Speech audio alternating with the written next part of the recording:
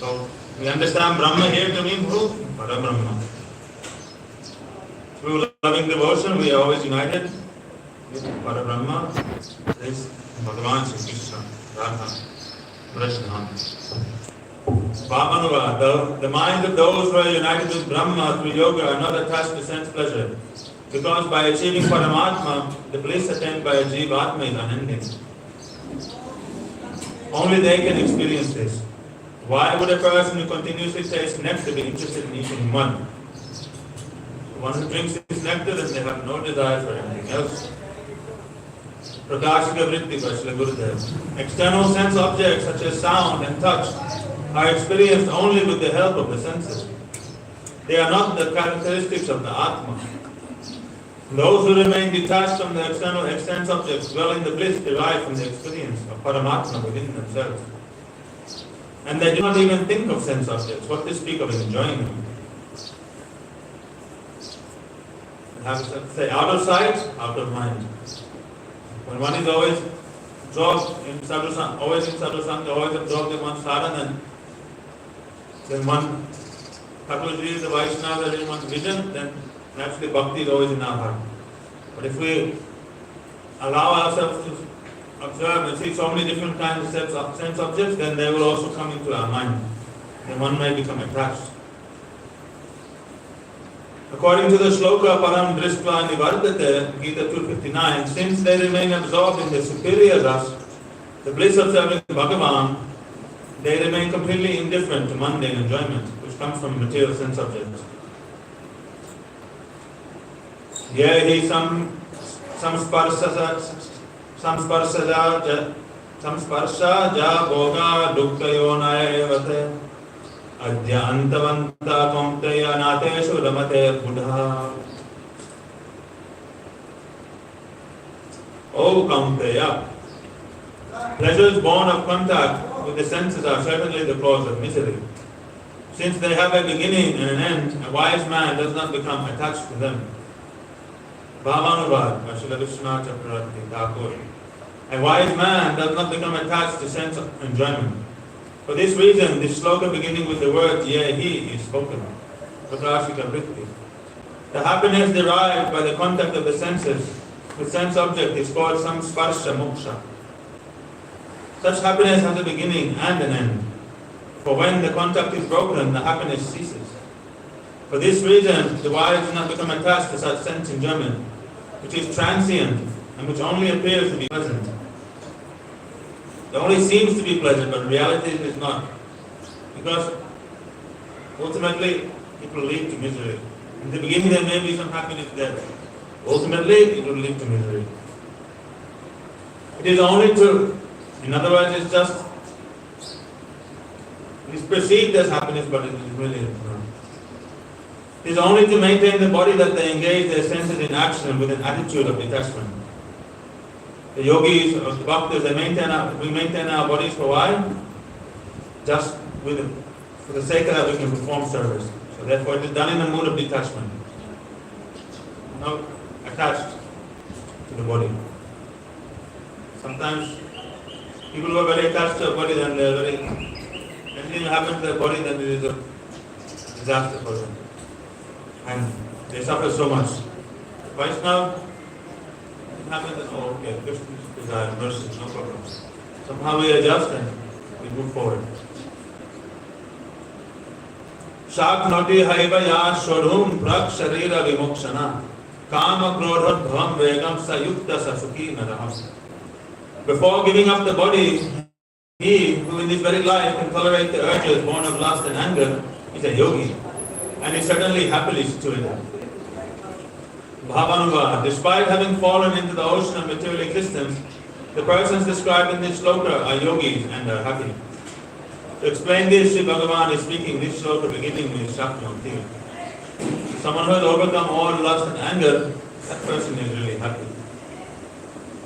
But this lust is the general enemy of the jiva. As I heard earlier.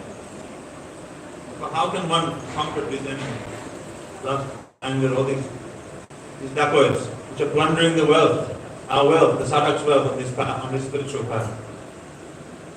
Therefore this calm means desire. The desire is eternally there in the jiva. You can never give up desire. You can never stop desire. It's always flowing. Like a river is always flowing. You think that I'll wait for the river to dry up and I'll cross the river. It will never dry up. You will never cross the river. So maybe the desires that are there in the Atma are unlimited. The Atma will never stop desiring. Therefore, one has to dovetail one's desire in Krishna's service. Offer oneself in His service. Then you will only desire His Bhakti, His Prem Mohi Seva. Then that calm becomes Prem. So that desire cannot stop, it only has to be offered to Sri Krishna.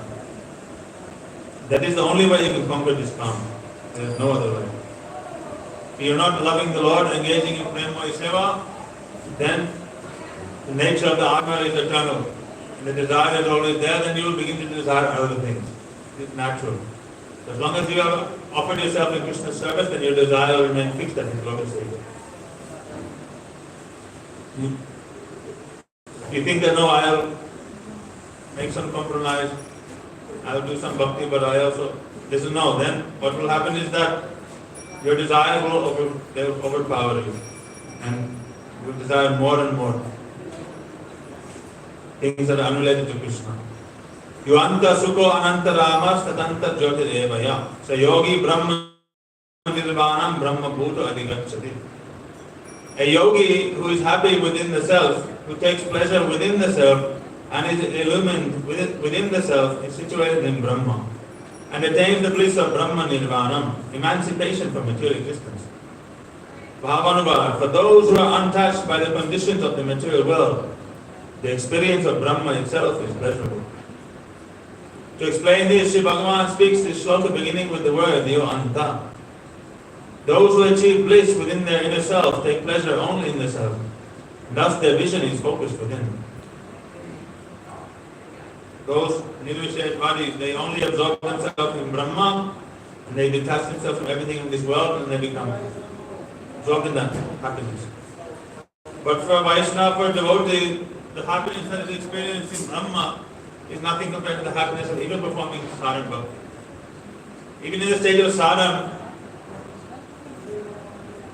someone who is aspiring to awaken bhakti, one who is engaging in Shuddha Bhakti, the happiness even in the sadhana stage, while in this body, is millions of times greater than the happiness of Nirvishesh Brahma, Brahmananda. It the devotees they never desire this Brahmananda, because it is a very inferior happiness. And it robs them of Prem Mohi Seva. Prakashika Vritti. How the strong urges of calm and krodh can be easily and naturally pacified is being explained here by Sri Bhagavan. By experiencing the self, such urges can easily be controlled. Yogis who experience happiness in realization of the self, who take pleasure within the self, and whose vision is always focused on the nature of the self, take shelter of Nishkam Karma and attain the stage of Brahma Bhuta, the nature of Brahma. In other words, those who desire spiritual advancement, they want to develop themselves spiritually. They focus solely on soul, the Atma, and trying to do that which is beneficial for the Atma. Therefore, they understand in order to develop realization of the Atma, that they must give up this path of karma. Stop acting selfishly. When they take up the path of selfless action, this karma, this way this creates stability and peace of mind by which they can able to receive knowledge and realize and understand the true nature of the self. And gradually by this process of Nishkam Karma Yoga, then they may come to the stage of Brahma Bhuta. But even this path which has been described here is a very slow process. How many millions of births it may take? There's no guarantee. In between, so many things may happen. And you may even deviate from the path. Therefore, the path of Jnana Yoga, Karma Yoga, all these things are never helpful for the jiva. Bhakti Yoga, pure devotion which is helpful because it is very quick, it is very powerful. And the jiva and it is the natural state of the soul also. Nishkam Karma is not the natural state of the soul. This Nishkam karma is just representing an aspect of the Atma itself, that is being selfless. In reality, just being selfless is not enough. One will have to engage in also prema, the positive. One will have to also offer your love to Krishna. Then the Atma will truly be happy. So they eventually become established in their own Jeev Sarup. Such yogis easily become indifferent to the mundane sensual activities of Kam, Krodha, and experience bliss within the self, known as Brahma Nirvana. In Srila Bhaktivinoda Thakur's commentary on Gita 5.26, he says, a sannyasi who is free from Kam and Krodha, who has control over the mind and who knows Atma Tattva, very quickly attains realization of Brahma Nirvana. After deliberation on real and unreal objects, a Nishkam Karma Yogi, while living in the material world, situates himself in Brahma, the reality which is beyond the modes of material nature. Such a state, which is free from material miseries, is called Brahma Nirvana. Slok 25. Labante Brahma Nirvanam Rishayat Kshina Kalmasaha Chinna Dvaidha Yatatmanaha Sarva Bhuta Hiterata. Those rishis who are free from sin and doubt, who have control over their minds and who are engaged in the eternal welfare of all living entities, attain Brahma Nirvana. So, one has to be free from all sinful activities, that is, vikarma, akarma, all sinful, bhak, all these things. And he should have no doubt in absolute truth. That means he has this Brahmanishta. And he has control over their minds and senses. And they are always thinking for the welfare of others. They may attain Brahma Nirvana. In other words, because they are always thinking for the welfare of themselves and also others, they are kind-hearted souls. Therefore, Bhagavan gives them mercy, allows them to realize Brahma. People who are cruel by nature, who commit offense to other jivas, and they can never attain Brahma Nirvana. One will have to become free from all offense. And ultimately also they will have to engage in some devotional service. Without bhakti, even karma yoga, jnana will not give its fruit. Therefore, they may engage, they may perform deity worship, Saragram worship, something they may do even the Brahma, these Nirvisheshvadis. Like Mayavadis, they do Pancha Upasana, but because of their offenses, they never attain success. But if a Brahmavadi was to do worship in deity form, very quickly he will attain all perfection. Therefore, Shankaracharya, he is Shiva himself. Therefore, he glorifies, it is written in Ganga Satra, Jagannath Ashtakam, so many other srutis, glorifying the Lord. He knows that by worshipping the Lord, by only by the power of bhakti, one can even attain Nirvishesha Brahma. But really, Shankara Saksha, Mahaprabhu said Shankaracharya is who is Shankar himself, Vaishnavanamita Shankara. Mayavanam Sakshashnam Prachandam Bauddha Uchate. He was sent by the Lord to preach this false doctrine of Mayavad, to bewilder the asuras. Why? To protect the line of pure devotion. Without bewildering and attracting the asuras, then what will happen? So many forms of cheaters, Mayavadis, Bhogis, they'll all come to the temple. They all come where Vaishnavas are there. Why? Nice life is there. Simple living, high thinking, free food, free lodge, everything very nice. And name, fame, all these things, so much bhog is here. The Vaishnavas, even though so much bhog is here, they offer that bhog into Thakurji's service. But if these nonsense people, they come over, they are not offered in the Thakur service, they will enjoy all this vaibhav, all this opulence. Then by their asasanga, then the devotees, their spiritual progress will be checked also. So much disturbance will come. Therefore, it is necessary to separate the bhogis from the Vaishnavas. Therefore, Shankaracharya preached such a philosophy that all bhogis will be attached, attracted to. Therefore, you see, that's why Krishna allows all these bhogis philosophies, even Upper Sampradaya, to flourish in Kali Yuga. Why is the benefit actually for the Vaishnavas? Those with cheating tendency, they will be attracted to these cheating processes. So many Osho and this process, that process, art of living, this one, that one, so many thousands of different cheating processes are there. And people who want these things, they go there, they're attracted, they go there, thousands and lakhs and lakhs. Mayavadis, all they go, they run with the Shankar Sampradaya. Why? What is the topmost bhoga in this world? Aham Brahmasmi. I am Bhagavan. What bigger bhoga is that? He is the supreme enjoyer. If you are saying that I am the supreme enjoyer, then that makes you the biggest enjoyer. Everything, this is I am everything. Everything is Brahma. I can do anything I want, it doesn't matter. They want to become Bhagavan, therefore they are the greatest bhogis, like Ragam. So if I steal Bhagavan's Shakti, Shakti will become Shaktihin. Nishakti, Nirvishesh, Nirvikar, Nirras. This Brahma. Ram will lose his, Bhagavan will lose his potency. He tried to steal the Shakti away. Well, Brahma has no Shakti. Where is Shakti from Brahma?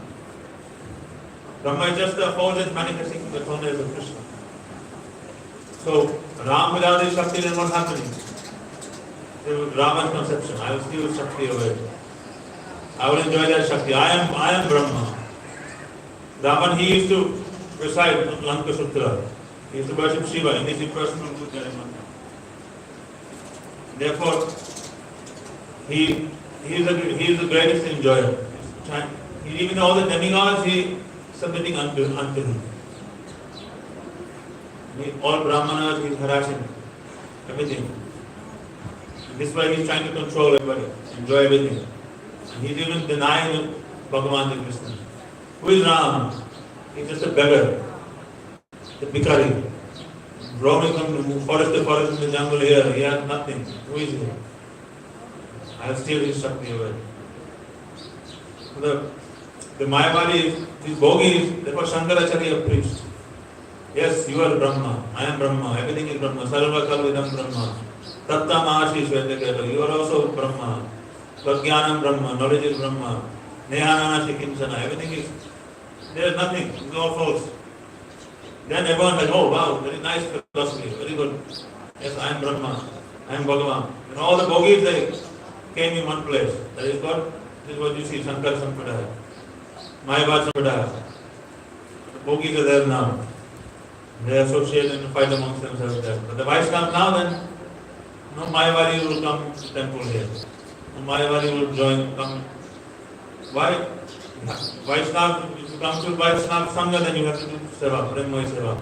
You offer yourself, serving the Lord. Bhogis never want to do Seva, they only want to accept Seva. But those who have no doubt and are free from sin, in other words, they respect the form of the Lord, then they will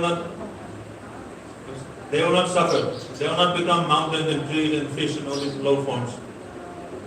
When we went to the Vaishnavas, Maharaj was also there. We went to Giridhari, 2001. Then there is some Shankaracharya's 4 months. One in Badrik Ashram, one in Giridhari, one in Govardhapuri, and one in Dwarka. 4 is the main bastion or place or his fortress. So there we went. We were doing South India, Divya and all darshans. And that time we came to Giridhari. Then we had darshan there. Then we saw there was one small Vishnutabhadra river, small, like part of it was there, and going through their property. It was maybe like 4 or 5 feet deep only, so you could see to the bottom. And in that river, fish like big ones, like this big, 2 feet, 3 feet, 4 feet, big size fish. Not 1, 2, but there were hundreds and thousands of them there in that river. So much they couldn't even barely move. They were just laying there. Then Vaishnava said, look, there's been all these boys and all these pujaris and all these people who are here, they are worshipping Nirvishesh Brahma. After they die, they will take birth as a fish here in this river. All these Mayavadis, they become fish only. That is their destination. Why? Because they make offense to the Lord. I am Bhagavan, I am Bhagavan, I am Bhagavan. It's a low mentality, such an offensive mentality, then they become these fish. There. They become mountains, they become stones. These different Acharit Chetana, complete covered consciousness. They do not deserve higher consciousness because they are offensive. Only after suffering so much, then gradually, then they make progress into some higher species, and then one day they may attain the human form again. Then by Bhagavan's mercy, if they come in contact with Vaishnavas, Sadhu Sangha, then they become purified. Otherwise, no. So those nirvishesh bodies who are free from offense and sin, then they can actually achieve nirvishesh Brahman, if they desire so. But my bodies they can never achieve. Bhavanuvar. In this way, many sadhan siddhas attain perfection by the practice described in this shloka. Many persons attain perfection by practice, sadhan siddha. To explain this, Sri Bhagavan speaks a shloka beginning with the word lamante. So in what kind this is? What sadhan is this? This is not bhakti sadhan, but this is gyan sadhan. But this gyan sadhan, they attain this nirvishesh Brahman. Kama krodha muktanam yatinam yata chetasam abhito brahma nirvanam vartate viditatmanam. For those sannyasis who are free from kama and krodha, who have control over their minds and who are well versed in Atma Tattva, every aspect of Brahma Nirvana is attained by them. Bhavanavad, how long will it take for those who have knowledge of Tvam Padartha, the self, but who are bereft of knowledge of Paramatma, to attain the happiness of Brahma Nirvana? So how long? How long will it take? Anticipating this question, Sri Bhagavan speaks this shloka beginning with the words Kama Krodha. For one whose mind has become stable and whose subtle body has been destroyed, it does not take long to attain Brahma Nirvana in its full perfection.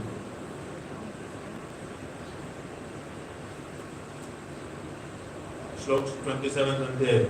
Sparshan kritva bahir bahiyam chakshus chaivantare bruvo. Pranapano samau kritva nasa bhyantara charino. Yatendriya mano buddhir munir moksha parayana vigatecha bhaya krodo yasada mukta eva sama. He who is free from desire, fear and anger completely removes the external sense objects such as sound and touch from his mind. He then fixes his vision between the eyebrows and suspends the upward and downward movement of the prana and apan air, which moves in both nostrils. In this way he balances the affairs, controls his senses, mind and intelligence, and dedicates himself to attaining moksha. Such a sage is certainly always liberated. Otherwise, this process of Ashtanga Yoga is described here. How? By controlling the prana, apan, being in perfect yogic pose. Very difficult. Your body has to be under your full control. That's why these yogis, they do so many things. Kapalbhati and all these other different cleansing things. Neti and all these things. They purify all the nasal cavities, the stomach, everything. And they do pranayama, they purify their blood. By purifying the blood, they purify their organs actually. So when you breathe, oxygen is what purifies everything in the blood and kills all bacteria. Pure oxygen is such a pure thing.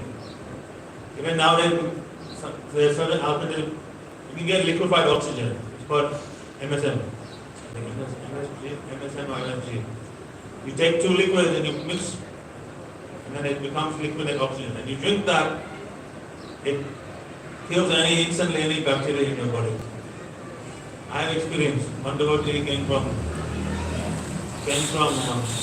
America, he brought this with him. At time I had bronchitis, lung infection. I took that.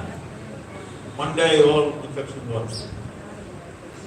I took it for like 4-5 days and then stopped and nothing was there. Even I burned my arm with steam burn. Big burn was there. I sprayed that, instantly all pain went away. Oxygen is such a purifying thing. That's why the yogis, when they practice pranayama, they oxygenate their body so much that their body becomes completely free from any toxin, disease, anything.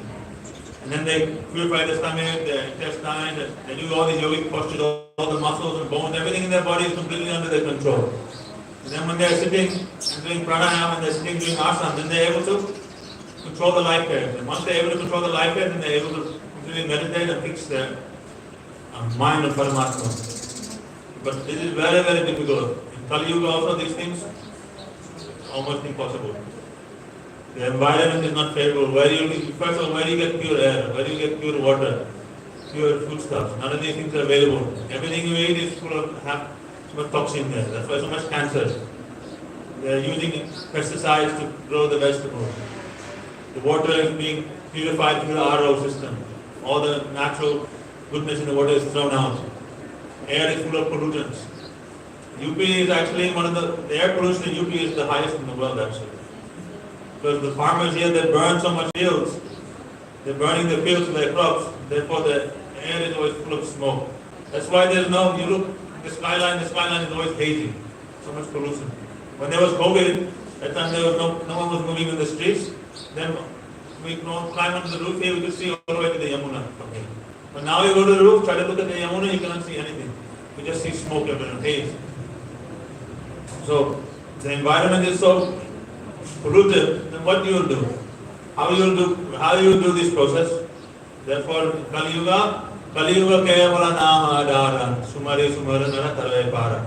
Only by chanting the holy names can we actually achieve anything in the age of Kali.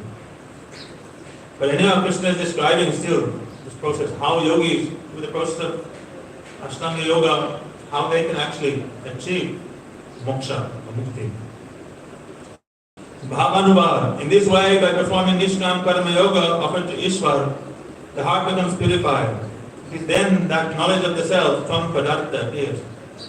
To gain knowledge of Tat Padartha, Brahma, one has to cultivate bhakti.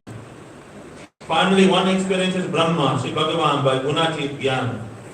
It is born from bhakti. For a person whose heart has been purified by Nishkam Karma Yoga, the performance of Ashtanga Yoga is superior to Gyan Yoga, which is the process to realize Brahma. This is explained in the 6th chapter. Here Sri Bhagavan is speaking these 3 slokas, beginning with the word Sparshan, as a sutra of the 6th chapter. Sparshan refers to all external senses, touch, sound, form, taste and smell. All of them enter the mind, so one should derive them out and restrain the mind from running towards them. One's vision should be fixed between the eyebrows. If one completely closes the eye, there is a possibility that he will fall asleep. And if one keeps them completely open, there is a possibility that he will be distracted by the objects of the senses. Thus, to ensure that neither occurs, one should keep the eyes half open, and within the nostrils control the upward and downward movement of pran and apan, in the form of the outgoing and incoming breath, thus balancing them. Those who control their senses in this way are to be considered liberated. But there are so many other obstacles also. If you do all these things, then what will happen? Many siddhi will come.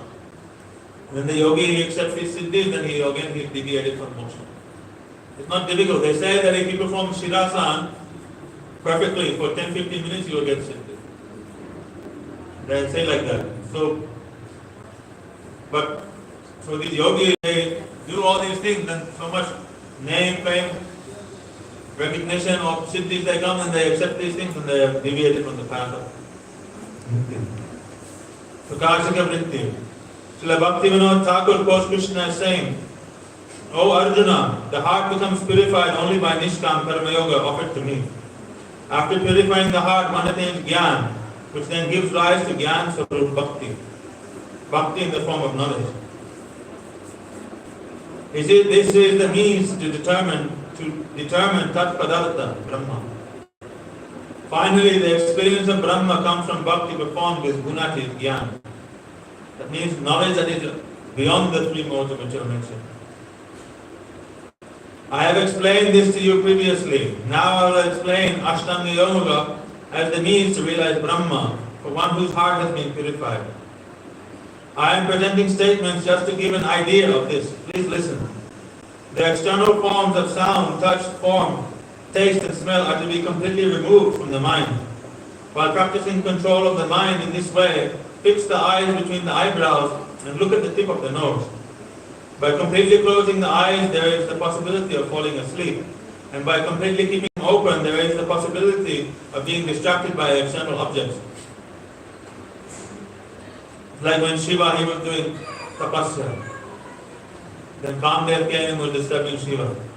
Then he opened his third eye and he burnt the ashes. Narayana Rishi was also doing tapasya. Indra sent so many apsaras there. And Narayana Rishi manifested Urvasi and other apsaras from them. They bewildered those and sent to Indra here. And Indra then he was defeated. So, also there are many kathas, By opening the eyes also, one becomes distracted, but also if the yogi he experiences a little bit of lust or anger, then he can also lose all his capacity.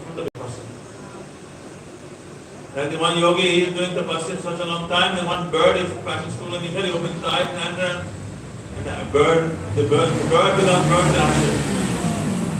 And then what happens? By burning that bird to ashes, his tapobala, his fruit of his tapasya is all gone. And then again he has to sit and do such a long time tapasya. This is the nature of this process. It's very fickle, very unstable, and there's no guarantee. And if you start the process and you don't finish it, then that progress is also lost. But in Bhakti, little progress is made that is eternally for your benefit. One should therefore control the eyes by keeping them half closed in such a way that one's vision falls between the eyebrows on the tip of the nose. So these are all, the yogis, they know how to control their vision. Also, when the yogis, they're walking, then when you're walking in outside of their tapobhumi or taposthal, they're going outside of their area of sadhana. Then there's no guarantee there may be many unfavorable things. So they keep their vision only 4 steps ahead of them. If you can see only 4 steps ahead, not more than that. You look further, then you may see objects of the sense become attractive. So even those who are brahmachari, those who are following one to practice, to save their bhakti, be safe in their bhakti, then they should also practice this. Keep your vision very restricted. Don't look here and there. Otherwise your eyes will be seeing the sense objects and you become attracted to them. It's all favorable. That's why the benefits, the process of all other processes are actually included within bhakti. And now we are in pranayama, we say asana. Yam, niyam, asana. Automatically we are practicing all these. Right now we are all sitting in asana. We are sitting in asana. We are engaging in process of hearing and chanting. So all these other benefits that come from other processes, they come. Pranayama, for Vaishnava, what is pranayama? You dance in kirtan, automatically your breathing will become controlled. You don't even know that what's happening to your breathing. But you are chanting and you are dancing, even though it's normally when you exercise, then you what happens? You run, then your mind goes to your breathing again. I'm losing my breath. And then you want to stop running because you're losing your breath. But when you're chanting and dancing, then you never pay attention to whether you're losing your breath or not. The breathing becomes balanced naturally. Your mind is only absorbed in the Sankirtan itself. All the benefits of all these other processes, they come naturally.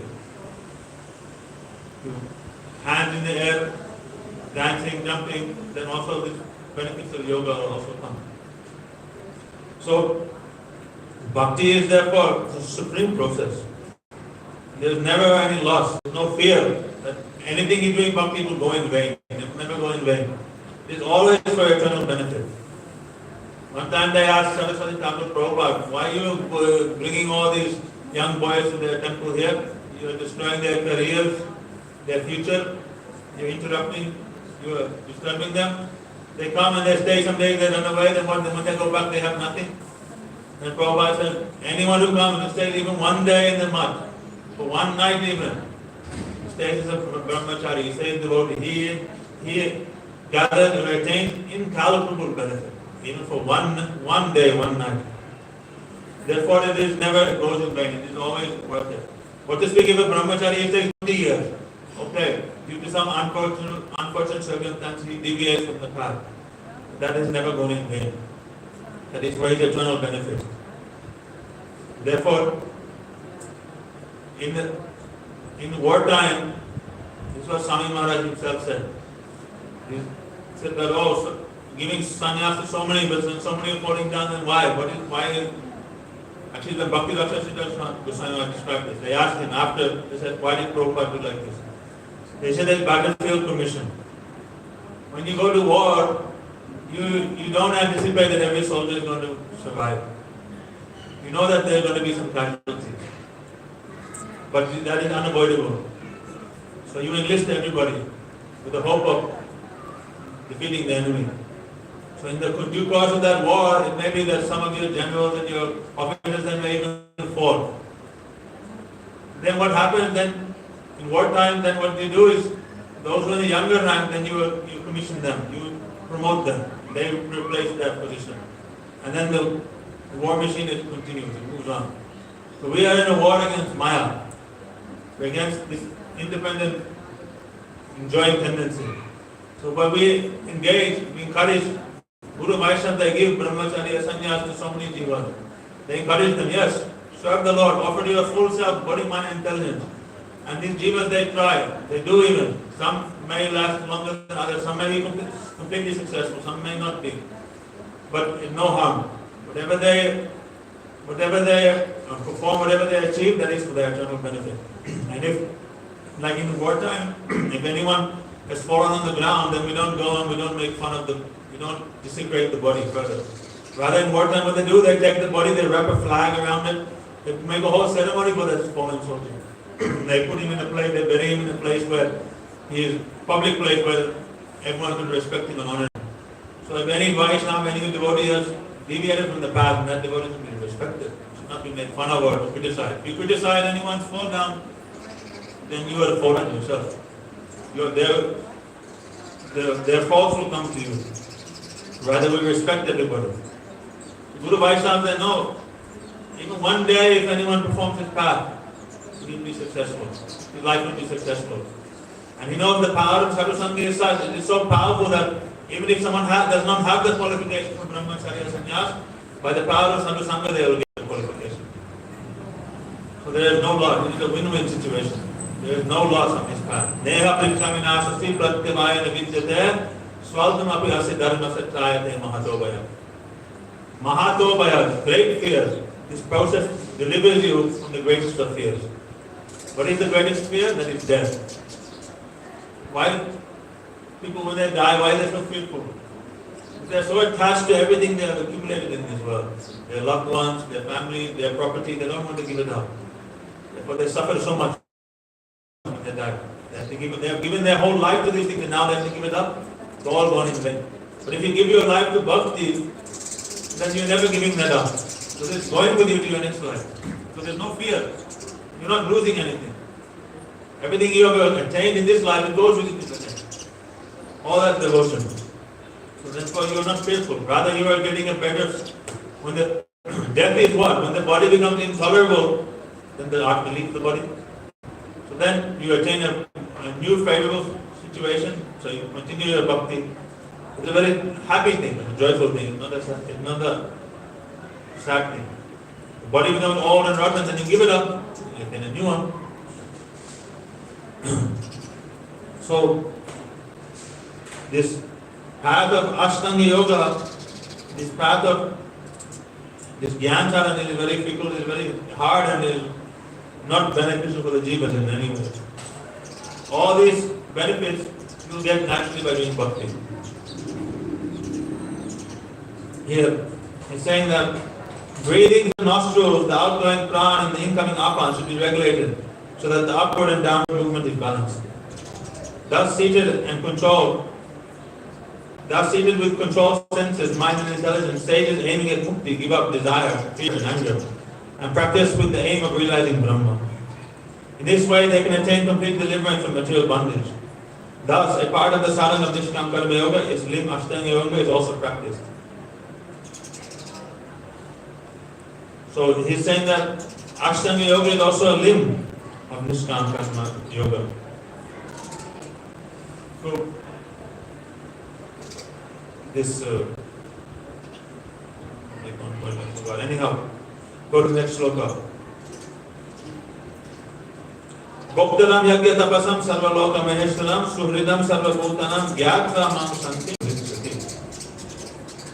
This is famous sloka. Swami Maharaj always quoting this sloka also. In his verses, in his lectures, in his books and everything. He who knows me to be the enjoyer of all sacrifices and austerities, the supreme controller of all planets, and the well-wisher of all jivas attains moksha.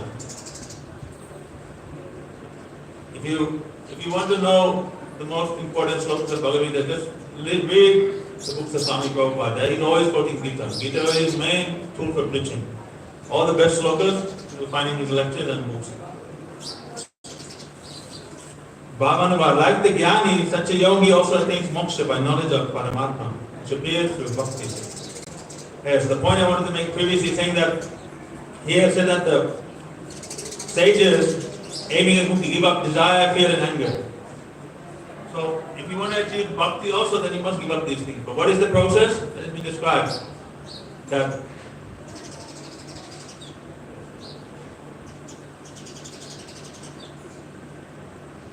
described in this.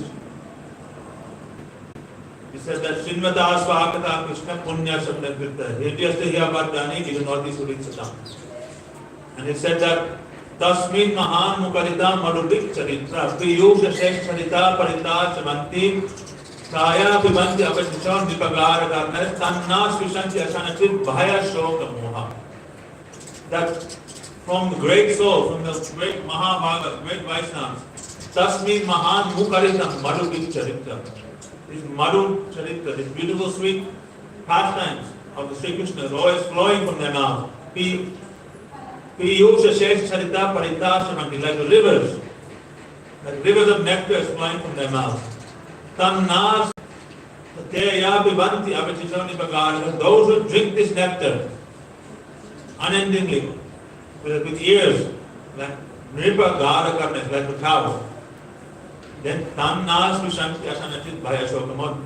They will never be affected or touched by hunger, thirst, Asanachit Bhaya Shokamon, by lamentation, fear, and attachment, illusion. So in other words, if you see the cow's ears, they are like cups. They are very long and they are very deep. And they can move them anywhere like this, that way, back, up and down. Like their radar. They can hear, if anyone comes from behind them, they just turn the ear around, they can hear who is coming from behind. They can hear everything. They collect sound in such a way. That is how they keep themselves safe. So if you have ears like a cow, it means how much you can hear. How much of this nectar, this harikatha you can drink. Like Rupa Goswami said that Tunde Tundavane Vidante Tundavane Labdai Karna Koda Kadambane Gadayate Satya Buddha Vyasnya Cheta Prangana Sangini Vijayate Sarvendriyanam Vidit No Janayaki Amrita Krishna Ki Bharatavaya. When I chant the holy name, I want millions of tongues so I can relish his name. When I hear the holy name, I want millions of ears. And when I hear and chant his holy name, all my senses become inert. And the holy name of Krishna enters into my heart. What nectar is contained in these two syllables? Krishna. So similarly, if we hear Harikatha in this way, unsatiated, means we're never satisfied. We always want to hear more and more, very eager. From the mouth of the Maharaj, great Vaishnava, great Maharaj-Bhagavad. Then, Asanatit, Bhaya, Shoka, Moha, hunger, thirst, lamentation, attachment, and fear will never touch your heart.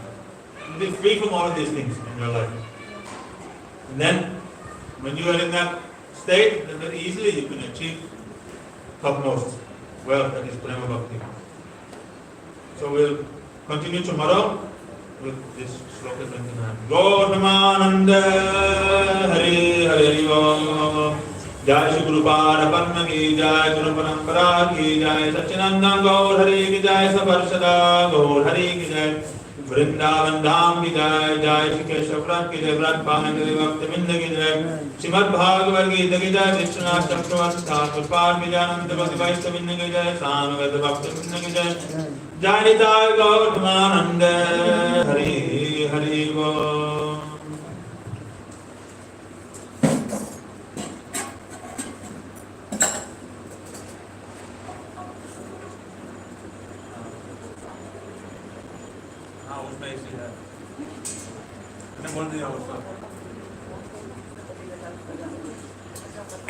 मैंने कल रात को उस लड़के को बोला था ये आ रहा है ये रूम देना है